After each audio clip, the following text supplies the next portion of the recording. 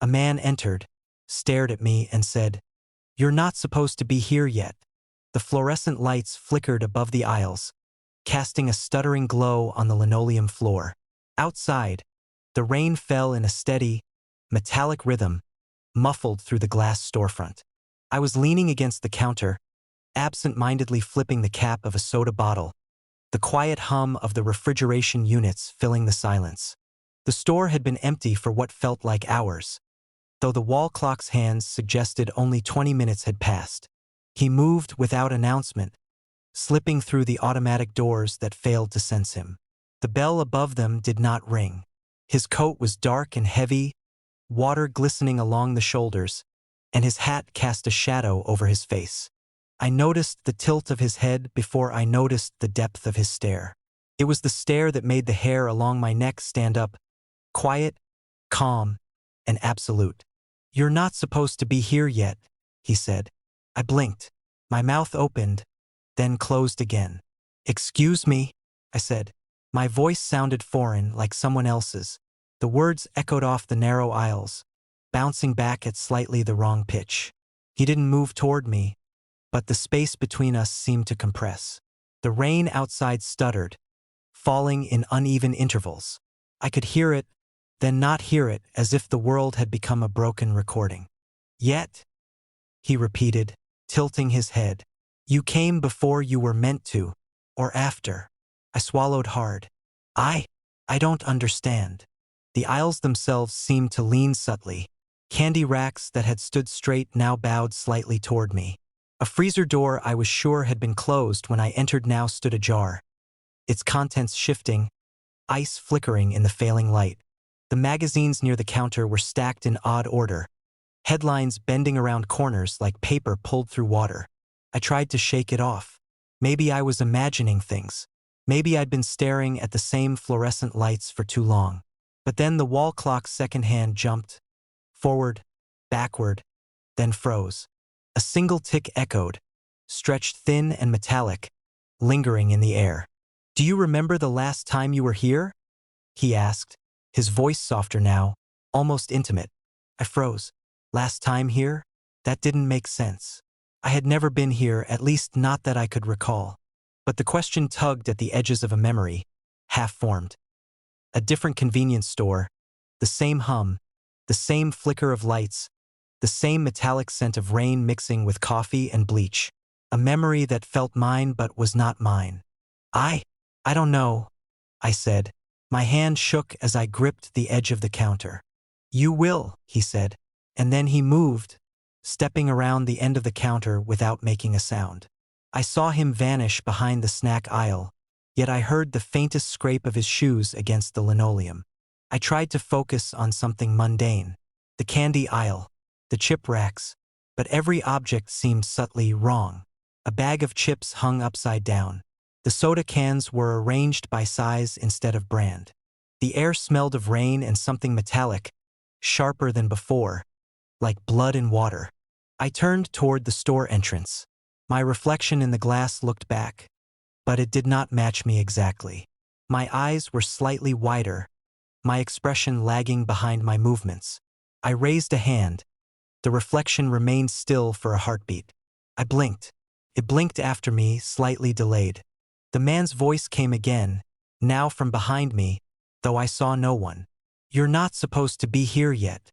I spun, expecting him, but the aisles were empty. Only the flickering lights, the humming refrigerators, and the warped reflections greeted me. Panic bubbled in my chest. I tried to speak, to call out, but the words dissolved into the air before leaving my lips. I moved toward the door, hoping to escape, but the floor shifted beneath my feet. Tiles I had been standing on stretched and bent, then snapped back. The magazines on the counter fluttered as though caught in a wind that did not exist. Everything familiar was familiar, yet wrong. And then I saw myself, entering from the other side of the automatic doors, moving with the same hesitant gait I had used minutes or hours before. The sequence of my movements mirrored my own, yet slightly off. My reflection's hand lingered on the door handle longer. My eyes darted in different directions. "You're not supposed to be here yet," my other self whispered, perfectly echoing the man's words. A memory surged into focus. A visit to a convenience store years ago. Rain streaking the glass doors. The same hum of refrigerators. The same metallic tang in the air. I had been too early then or too late. I remembered the panic, the vertigo, the sense that the world itself resisted my presence. I had escaped or thought I had, but now I understood. Escape was temporary. The man or I stepped from the shadows between the aisles. The coat, the hat, the calm stare, unchanged.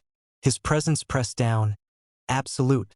The hum of the lights merging with my heartbeat. I felt the world compress, stretch, shift, all at once. "You're not supposed to be here yet," he said once more, each word a hinge in time. The store itself shuddered. Refrigerators groaned. Candy racks tilted and straightened. The linoleum rippled under my feet. My reflection multiplied, then split, then collided. Every familiar object appeared in 2 or 3 configurations at once. I felt myself being tugged, back, forward, sideways, through a space that was not a space. When the light steadied, I was back at the counter, the soda bottle cap between my fingers. The rain pattered outside, ordinary again. The store looked normal, the clock ticking evenly. But I remembered everything. The sequence, the reflections, the metallic tang in the air. And somewhere in the corner of my vision, beyond the flicker of the fluorescent lights, he waited, the man in the dark coat. His words lingering in the hum of the store. "You're not supposed to be here yet." I did not move. I could not. I knew, with quiet dread, that it would happen again. I first noticed it when I reached for the door handle. The fluorescent glow overhead flickered unevenly, guttering down to a dull amber as if the bulbs themselves were holding their breath. My fingers hesitated on the cold metal. I could feel the hum of the lights above, the low vibration seeping into my skull. A shiver ran down my spine. When I let go of the handle, the lights returned to a brittle white. I laughed at myself, late-night nerves, nothing more. The store was empty, quiet. The hum of refrigeration units the only sound. Outside, rain whispered against the glass, each drop distorted by the condensation streaking the windows. I had come in for a bottle of water, some bread, nothing more. And yet the air felt thicker here than outside, denser somehow, as if the room was holding a shape I could not see. I tried to distract myself by wandering the aisles.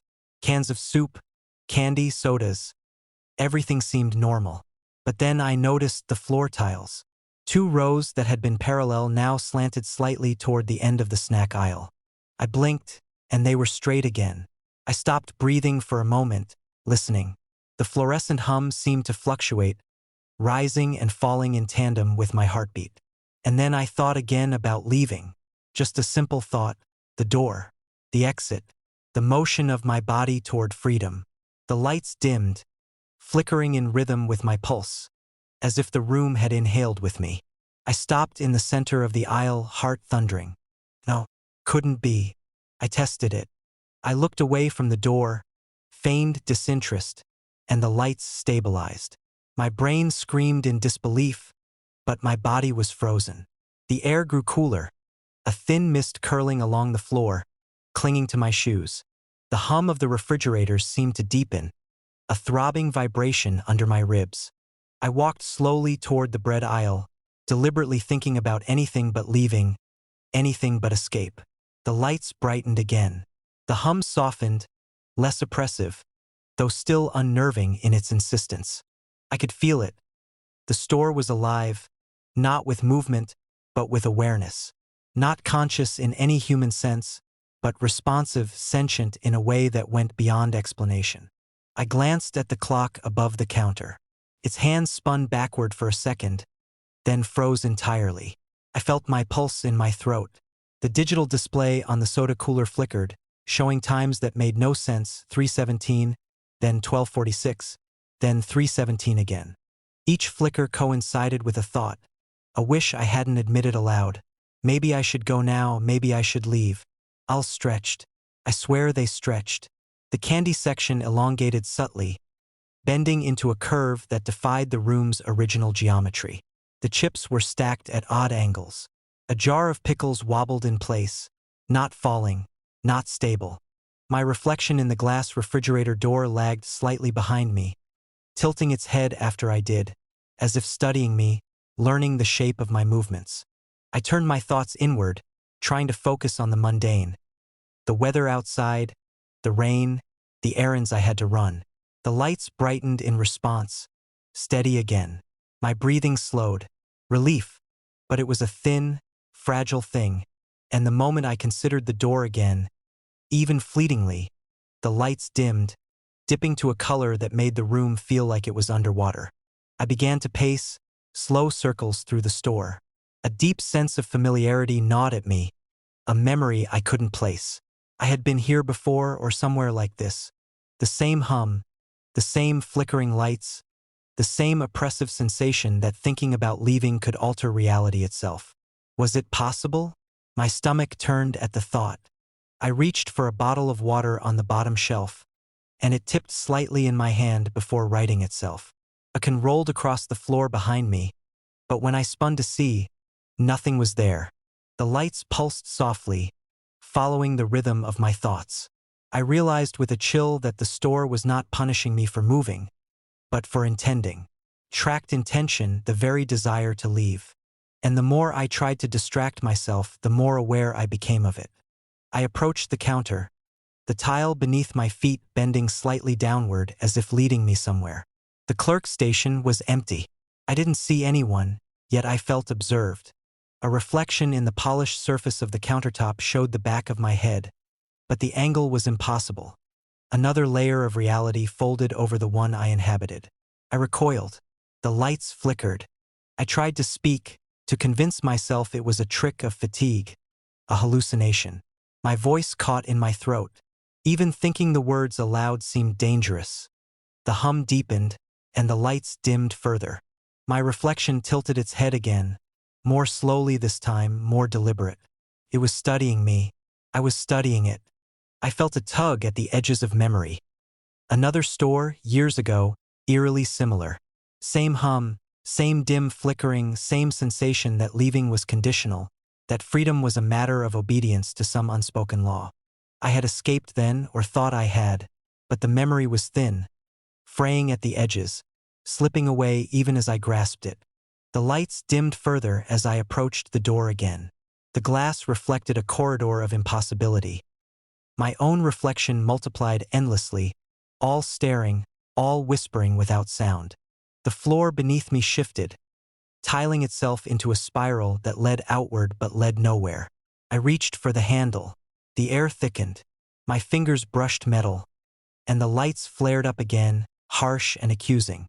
I stepped back. My heart hammering, I realized the truth. The store did not trap me physically. Trapped me psychologically, spiritually, in intention. Leaving was not a matter of motion, but thought.